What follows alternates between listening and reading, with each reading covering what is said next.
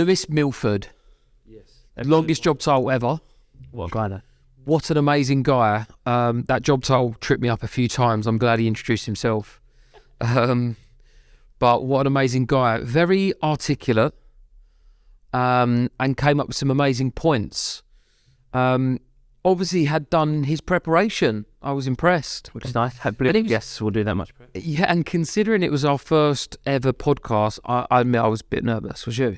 You're never nervous. You're fucking like impenetrable to nerves. No, I was a little bit nervous, but I think because Lewis was so good, that's the point of a good podcast, right? The hosts should almost blend into the background. It's about the expert in the room, right? So Yeah, I think he struggle with that. Yeah. But because he was so good, so knowledgeable, really understood his subject matter and his role, and the role that TA can play in an enormous organisation like Microsoft. It made 1,000 people, Microsoft's TA organisation. That's just crazy, right? Got one. Internal TA. Yeah. Right. Yeah. So we talked, obviously we talked a lot about internal mobility. At the moment, we're getting redundancies everywhere across Europe. Mm-hmm. And it came, I think it was quite a poignant, relevant topic to be discussing in terms of how recruiters can be more, I liked his terminology, agile. Yep. Within business. And the 4 main levels to which we can be focusing on. Level 1, recruited. We're still recruiting.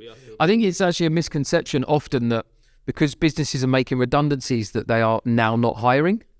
Yeah, and often it's a team or a department that are the focus of those redundancies, right? In these big mega tech firms, there's so many different micro teams and sub teams and teams within teams that arguably are still going to be growing, even if some of the business isn't. And the bigger they get, the less efficient they are in some cases. And so I think redundancies are about making efficiencies to. It differs, doesn't it? Because some businesses that are backed by or that are run like startups that require funding. Yep. They aren't necessarily making efficiencies, but simply extending their runway by either making redundancies or not hiring. Or becoming leaner for another round. Yeah, exactly. Whereas organizations such as Microsoft or large businesses that aren't necessarily dependent on funding, they're simply looking to become more efficient. Yeah. For potentially difficult times ahead. However, can I just not say for like 1 second? Let's do it again. What is wrong with me? However, for the bloopers, for the memes. So, 4 levels. Lewis Milford, amazing. Yes. First level, continue recruitment. Yep. There are still going to be attrition. There's still going to be people leaving, particularly when you're making rounds of redundancies and you're going into challenging times. More likely than not, you're going to get more people leave because they either don't feel... Yeah, it's unsettling and they don't feel safe and secure and so on and so forth. And also going through those changes in a business can mean slight changes in the culture, right? We've experienced that ourselves. So, that's an interesting one. So attrition, continuing with open requisitions. We've got where you may be making efficiencies in one department, you may also be hiring in another. A classic example would be, we're making redundancies in HR, in TA and in HR. However, we're going to be hiring in sales because we're looking to improve and increase our revenue. So, there are always going to continue to be recruitment needs. The second point that Lewis was making, or the second level that we could be looking at, is actually expanding our experience into different areas. I like this point. Yeah, it's really good. And I think you actually, Ben, have probably been quite... You've worn multiple hats in the Rec Hub. Yeah. You've worked... Your background is marketing and brand, but You started off in finance, operations. What's done it all? You've done everything. I think you even did a bit of recruitment at one point. So that's internal. Finding talent partners. I hired a few talent partners. Yeah. All still here. There you go. So yeah, finding other areas that we can stretch into, and being useful in that sense. That was a key takeaway for me, was how actually multi-skilled talent professionals are. Yeah. The amount of, you just said about the amount of hats that I've had to wear. Well, on a daily basis, recruiters have to wear multiple hats, right? You're in some ways, you're the opener, the closer, you're the agony aunt, you're everything. You're the salesperson, you're the brand ambassador, you're responsible for the tone of voice with the customer, your first impressions, customer-facing point of contact, like all of that. You're there. Yeah. Right? Like that's a lot of hats to wear. There's a lot of stuff going on. Absolutely. So yeah, there's that. And in specific examples that Lewis was given in an organization as big as Microsoft, you can have executive recruiters that potentially can move into scaling recruitment roles.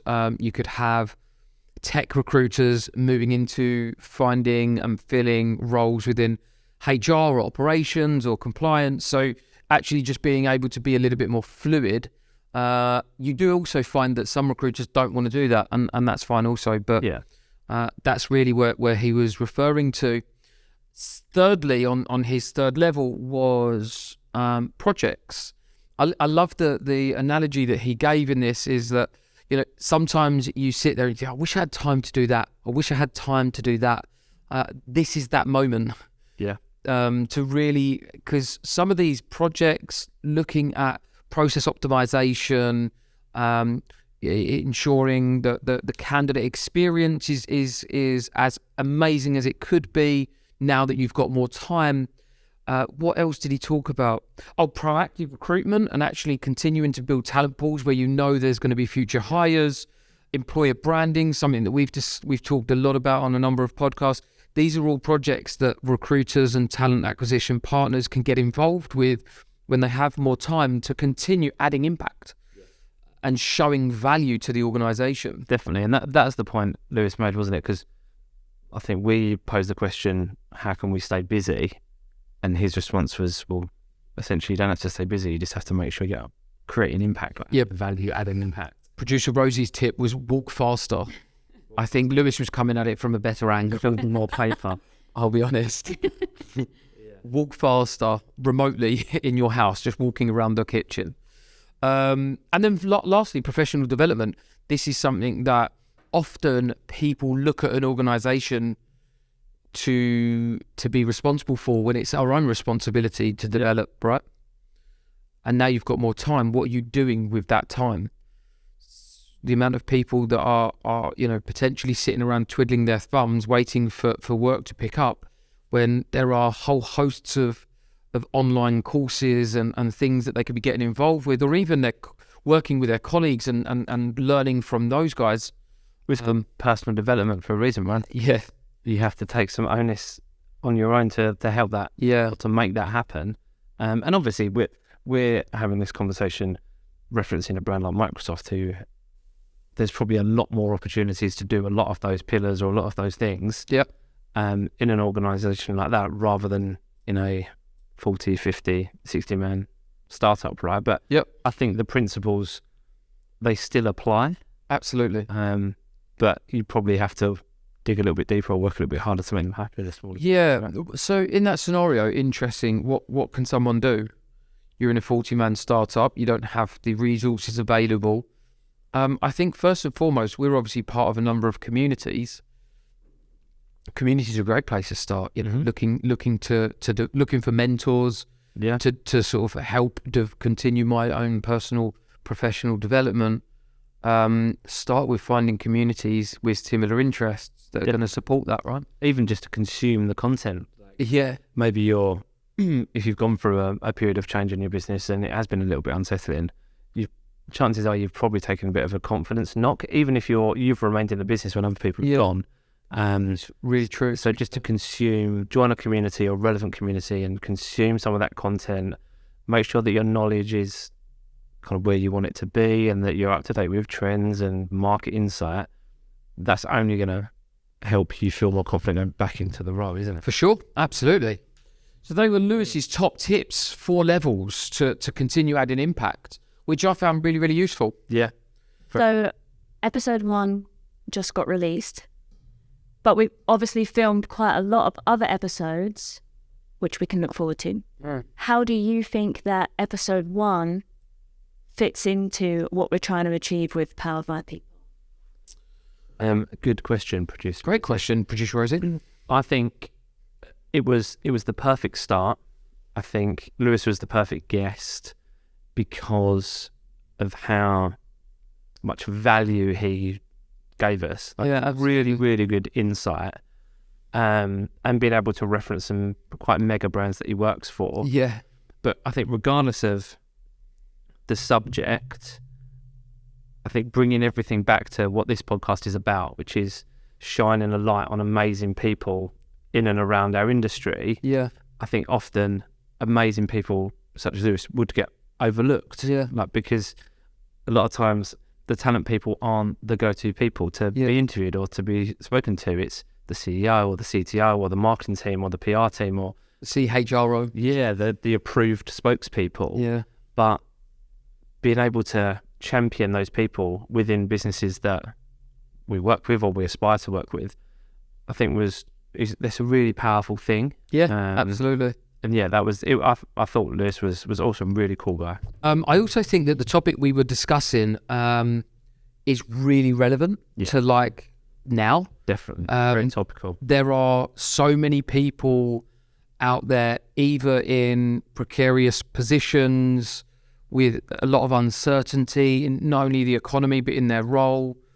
And I think that he gave a lot of useful insight into how we can potentially be thinking more proactively, more positively about the future and our positions, both now, but also as talent acquisition professionals in the wider, aspect of our careers. And I think that's really, that really set the tone well for the rest of the series in what we're trying to look at. We want to create a library of really useful information that people can access when they're in leadership and roles within the people sphere, whether that's talent acquisition, whether that's HR, people operations, engagement. So there was some really cool stuff in there, and I think that really set the tone for future podcasts. 100%. I think the big thing that came out from Lewis's session was, as recruiters or talent professionals, like, back yourself. Yeah. Because again, seem to be, or the perception out in the market is, we as people are always the first on the chopping block, or we're the ones that are often subject to the first cut. But the people in recruitment, in and around recruitment and talent, are so multi-skilled and multi-talented with so many transferable skills. Yeah. Like, back yourself, know your value within a business. 100%. And that was a big... Know your value. Know your value. Figure it out.